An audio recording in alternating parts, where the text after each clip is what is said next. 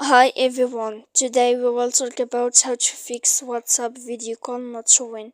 To know how to fix WhatsApp video call not showing, you should just go to settings like this. We will click. After that, in this page, you will go down to find this apps here, default apps, app settings.